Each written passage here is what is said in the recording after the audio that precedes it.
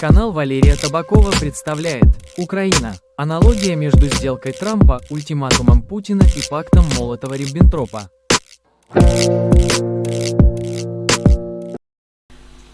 Добрый день, уважаемые зрители! С вами юрист Валерий Табаков. Сегодняшняя тема крайне актуальна и сложна. Это аналогия между предложениями по урегулированию конфликта в Украине, приписываемыми Дональду Трампу и Владимиру Путину, и пактом Молотова-Риббентропа 1939 года, который привел к разделу Польши. Эта тема важна с нескольких сторон. Во-первых, она затрагивает вопросы суверенитета, во-вторых, поднимает юридические аспекты международного права, и в-третьих, заставляет задуматься о моральных принципах. Я проведу всесторонний анализ, чтобы понять, насколько уместно такое сравнение пакта Молотова-Риббентропа со сделкой Трампа-Путина и какие уроки мы можем извлечь. Начинаем. Для начала вспомним, что представлял собой пакт Молотова-Риббентропа, подписанный 23 августа 1939 года между нацистской Германией и Советским Союзом. Этот документ стал символом циничного сговора великих держав. Его секретный протокол предусматривал раздел Восточной Европы и в первую очередь Польши между двумя тоталитарными режимами. Во-первых, Германия получила западную часть Польши. Во-вторых, СССР – восточную. И в-третьих, Польша, не будучи приглашенной к переговорам, стала жертвой этого соглашения. С юридической точки зрения пакт грубо нарушал принципы международного права того времени, а именно, во-первых, право наций на самоопределение, во-вторых, принцип территориальной целостности и, в-третьих, запрет на тайные сговоры, ущемляющие интересы третьих сторон. Последствия были трагическими. В первую очередь началась Вторая мировая война. Далее Польша потеряла независимость, и, наконец, миллионы людей стали жертвами оккупации. Этот пример важен для понимания того, как великие державы могут решать судьбу меньших стран ради собственных интересов. Теперь обратимся к предложениям, приписываемым Дональду Трампу. Согласно сообщениям в СМИ, таких как Reuters и The Washington Post, Трамп, будучи кандидатом в президенты США, якобы предлагал варианты урегулирования конфликта в Украине. Среди них, во-первых, заморозка линии фронта. Во-вторых, возможное признание контроля России над оккупированными территориями, такими как Крым и части Донбасса. И в-третьих, предоставление Украине гарантий безопасности, например, ускоренного вступления в НАТО для оставшейся части страны или экономической помощи. С юридической точки зрения такие предложения вызывают ряд вопросов. Прежде всего, передача территорий Украины без ее согласия противоречит статье 2.4 Устава ООН, запрещающей посягательство на территориальную целостность государств. Кроме того, признание аннексированных территорий создает опасный прецедент, поощряющий агрессию. И, наконец, США, как подписант Будапештского меморандума 1994 года, обязаны уважать суверенитет и границы Украины. Предложение о разделе подрывает эти обязательства. Мотивы Трампа, если верить этим сообщениям, могут быть следующими. Во-первых, сокращение финансовой и военной помощи Украине. Во-вторых, снижение риска эскалации с Россией. И в-третьих, фокус на внутренних проблемах США. Однако такой подход рискует повторить ошибки прошлого.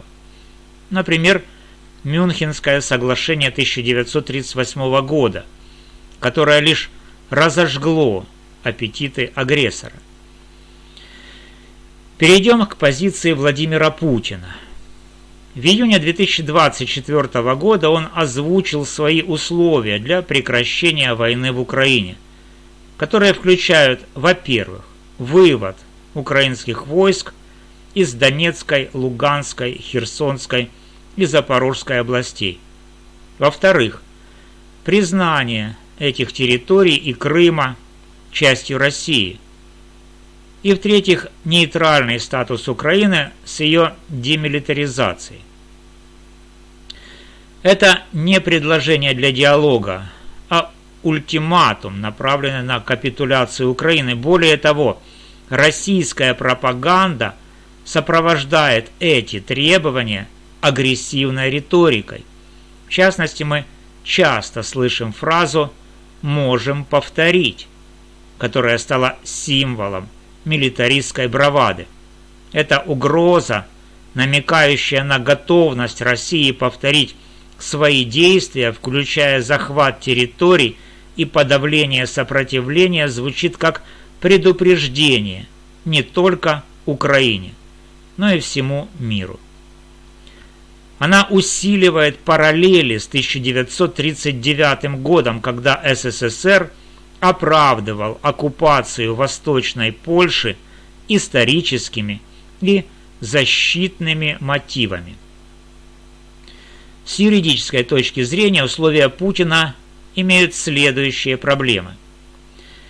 Во-первых, аннексия территории в результате агрессии противоречит резолюциям Генеральной Ассамблеи ООН, включая РЭС 68-262 от 2014 года. Во-вторых, требование нейтралитета и демилитаризации ограничивает суверенное право Украины выбирать свою внешнюю политику. И в-третьих, такие действия создают угрозу глобальной стабильности, поощряя другие авторитарные режимы. Теперь давайте разберем, насколько уместна аналогия между текущей ситуацией и пактом Молотова-Риббентропа. Рассмотрим сходство и различия. Сходство. Во-первых, раздел сфер влияния. Как Германия и СССР делили Польшу, предполагаемое предложение Трампа и ультиматумы Путина могут подразумевать фактический раздел Украины. Россия сохраняет контроль над оккупированными территориями, а Запад получает влияние на остальную часть страны. Возможно, через интеграцию в НАТО или экономические рычаги. Во-вторых, игнорирование воли жертвы. В 1939 году Польша не участвовала в переговорах о своей судьбе. Аналогично, сделка между США и Россией без учета позиции Киева станет нарушением принципа суверенитета. В-третьих, геополитический цинизм. Пакт был продиктован прагматическими интересами двух держав. Предложения Трампа могут быть мотивированы сокращением расходов США, а требования Путина – закреплением военных успехов. Фраза «можем повторить» подчеркивает готовность России навязывать свою волю силой, как это делал СССР в 1939 году. И, наконец, долгосрочные риски. Пакт не предотвратил, а ускорил Вторую мировую войну. Уступки России сегодня могут подорвать международный порядок и спровоцировать новые конфликты. Различия. Во-первых, исторический контекст. В 1939 году мир стоял на пороге глобальной войны, а международные институты были слабыми. Сегодня существует ООН, НАТО и другие механизмы, которые усложняют тайные сговоры. Во-вторых, роль Украины. В отличие от Польши 1939 года, Украина активно сопротивляется, имеет международную поддержку и субъектность, что делает прямой раздел менее вероятным. В-третьих, мотивации сторон. Германия и СССР в 1939 году были агрессорами с экспансионистскими целями. Трамп, если верить слухам, действует из прагматических соображений, а не с целью захвата территорий. И, наконец, глобальная реакция. В 1939 году реакция на пакт была ограниченной. Сегодня любое соглашение, игнорирующее Украину, вызовет резкую критику, особенно со стороны Европы, и подорвет доверие к США. Каковы юридические и моральные последствия? Как юрист я обязан подчеркнуть, что соглашение, игнорирующее суверенитет Украины, будет иметь серьезные последствия. Во-первых, юридические. Нарушение устава ООН, Будапештского меморандума и других обязательств подорвет легитимность сторон, заключающих сделку, и может привести к санкциям и международным судам. Во-вторых, моральное. Игнорирование воли украинского народа, который борется за свою независимость, будет воспринято как предательство демократических ценностей.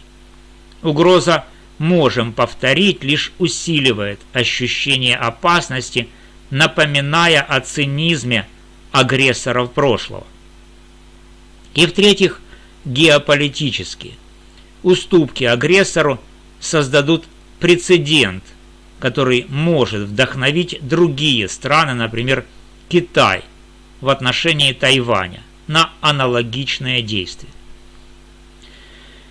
Вместо повторения ошибок прошлого международное сообщество должно действовать иначе. Во-первых, уважать суверенитет Украины. Переговоры должны проходить с участием Киева и учитывать его позицию. Во-вторых, усилить поддержку. Военная, финансовая и гуманитарная помощь Украине необходима для укрепления ее позиций. В-третьих, укрепить международное право. Создание трибунала по военным преступлениям и усиление санкций против России укрепят принцип ответственности. И, наконец, избежать компромиссов с агрессором. История показывает, что уступки редко приводят к миру. Угроза «можем повторить» – это не просто пропаганда, а реальная опасность, которую нельзя игнорировать. Уважаемые зрители, аналогия между предложениями по Украине и пактом Молотова-Риббентропа тревожна, но не абсолютно. Она напоминает нам, как опасно решать судьбу суверенного государства за его спиной. Пропагандистская угроза «можем повторить» подчеркивает агрессивное намерение России, делая любые уступки еще более рискованными. Как юрист я убежден, что международное право и моральные принципы должны быть в центре любых решений. Украина, как и Польша в 1939 году, заслуживает права на самоопределение и защиту своего суверенитета. Мы не должны допустить повторения ошибок прошлого. Если вам понравилась эта тема, ставьте лайк, подписывайтесь на канал, делитесь своими мыслями в комментариях. С вами был юрист Валерий Табаков. До новых встреч!